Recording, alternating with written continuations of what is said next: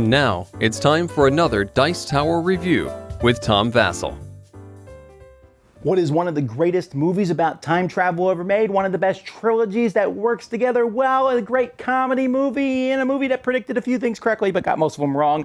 That is the Back to the Future trilogy, an amazing movie.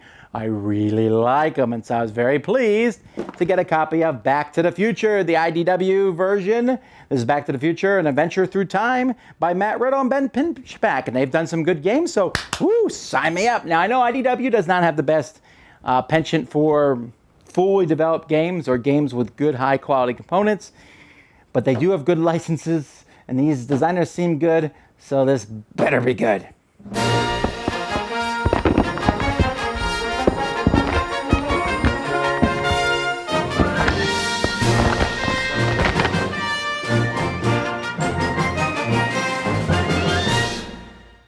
The game is taking place in three different time eras, 1955, 1985, and 2015. There's a DeLorean here, and whichever era the DeLorean's in is where effects are going to be played. Each player has this clock tower in front of them, and they're going to be putting characters into the different eras. So this is Biff, and he has an infinite symbol here, so he can go on any of the spots here.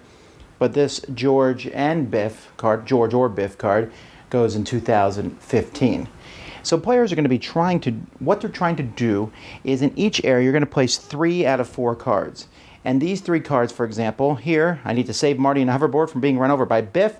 I need to get Biff, George, and Marty.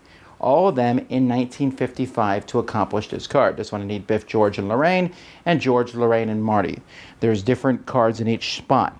So to do that, on my turn, I'll start with a handful of 4 cards. That hand is going to change as the game goes by. On my turn, I can take as many actions as I want to. One of those actions can be moving the DeLorean from one spot to another. That costs 3 energy. As you can see here, these cards here have a total of 2 energy, so that's no good for me.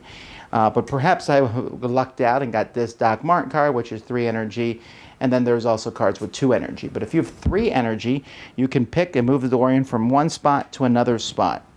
You can also play cards down in an era. So I can play Biff and Lorraine in 1955 if I'm there. If the DeLorean's there, this George or Lorraine card can go in 1985.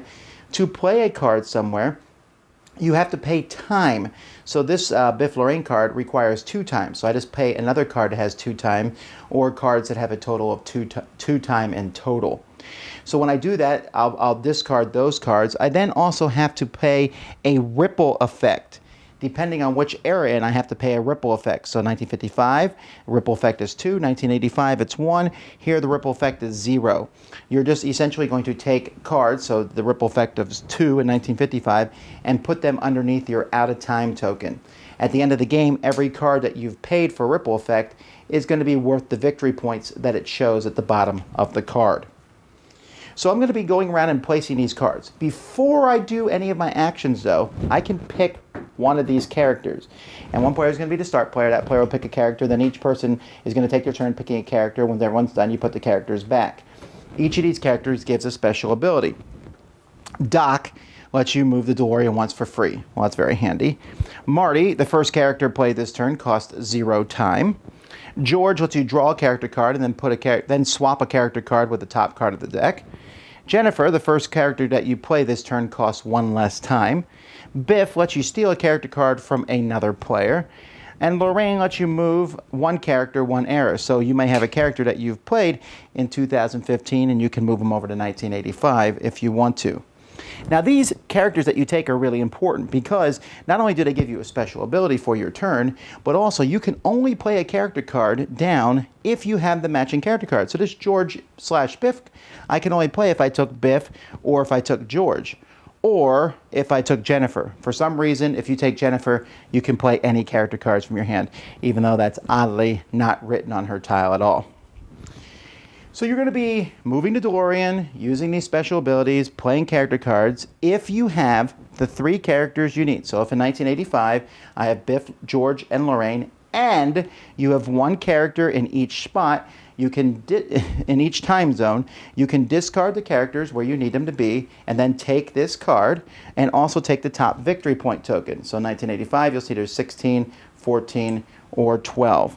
Now, if you can't put any character cards down in your turn, you can take a time token. You have 2 spots for time tokens. These can be saved for the end of the game for 1 victory point, or you can use them for 3 energy or 2 time. So you have these that you can then spend. The player is going to keep going around and around and around until all the victory point tokens have been taken off 2 of the locations. At that point, you will add up your victory point tokens. You'll add up all the cards you had under your ripple marker and their victory points, and any characters that you had up here that are still out that you've played, they will also give you points equal to the victory points on them. The player with the most victory points is the winner. Oh man! I love this theme. But this game just doesn't do it. See, the problem with this game is it's just too convoluted. It's too convoluted for what it is. You are essentially collecting people to get victory points. That's what you're doing. You're collecting cards and placing those cards to get victory points. But you're like, okay, to collect these cards, I need to make sure I have 1 person in each spot. I need to have 3 in the spot I want. Those 3 need to be the 3 people that are there. Oh, Bob just took that, so now they need to be 3 different people. I need to make sure I have 3 time on my cards to move the DeLorean. I need to, when I play a person, make sure I have enough time units to do them and complete the ripple effect. And I get to draw cards. How many cards do I draw? Well, that depends what era I'm in. And I want to do this. Oh, I took the wrong special ability. There's all this going on, right? And the payoff isn't there. There's all these complications. By the way, the rule book is, it's not horrible, but some... just like, even for example, that the one card, you can play any character with her. Why doesn't it say that in the card? Come on, that's so critical. But anyhow, the artwork, it's okay. It's the comic book artwork. I don't think Marty looks like Marty at all. The rest are okay. Biff is Biff, you know. And in fact, since Biff steals a character from someone else, which the rulebook doesn't say comes from their hand or comes from in front of them, we played that it came from their hand because in front of them made it too powerful, and we were still getting biffed. That's what we call it, getting biffed, stealing a card from someone else. But those cards, when you take them, some are clearly better than others. The dock is really useful because you can move the DeLorean without paying the energy. And Jennifer's useful because you don't have to worry, you can play any characters with her. And then the one who can move characters through from one era to another. Those are all useful, but at the same time, it doesn't matter because you might not have the cards to play from your hand. You seriously, I need a Marty to finish this, and I have no Martys. Well, I hope that I get one eventually.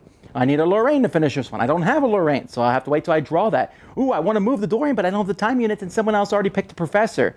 And so there are many turns where you're like, can't do anything this round. Well, that's not fun. It's never fun to do nothing. Ooh, you get a token. La-di-da. That's not interesting much at all.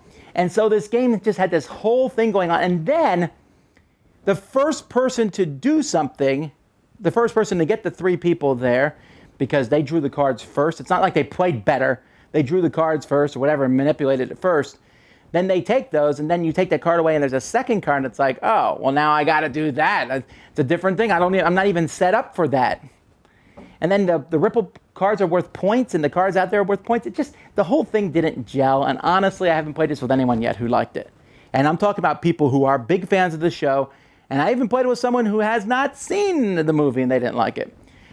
There's a B side to each of those cards, so the 3 characters, and when you're on that side, that if you're at that location, something else happens at that location, another special rule. That just adds even more stuff you have to check. Time travel is a very difficult thing to do in a board game. Time Stories is the only one I know that's done it correctly. So I understand that. I understand that they have to stay within the theme of the movies, which are amazing movies, but an amazing movie does not always make an amazing board game. But at the same time, they took a simple game of collecting cards, playing them and getting points, and collecting sets of cards, and they made it complex and convoluted. And I think people who are looking for a simple light game are going to be disappointed. I think people who then say, oh, okay, I'm ready for a bigger, heavy game will be disappointed because all those convolutions don't add to the strategy. They don't add to the tactics. They're almost convoluted for convoluted's sake. So this one's a miss for me. I really, really wanted to like it, but I'm not feeling Back to the Future from it at all. I'm not feeling a really strategic or tactical game, and it's too crazy to be a light one, so it misses pretty much on every account. Dice Tower Judgment, best played in 1985. Thanks so much for watching the Dice Tower videos. Find more great videos and reviews, as well as our top-rated audio podcast at Dicetower.com. You can also find other great shows at Dicetowernetwork.com. I'm Eric Summerer, and you've been watching The Dice Tower. The Dice Tower is sponsored by Cool Stuff Inc., where you can find great games for great prices. Cool stuff in stock. Check them out at CoolStuffInc.com. Shut the door! There.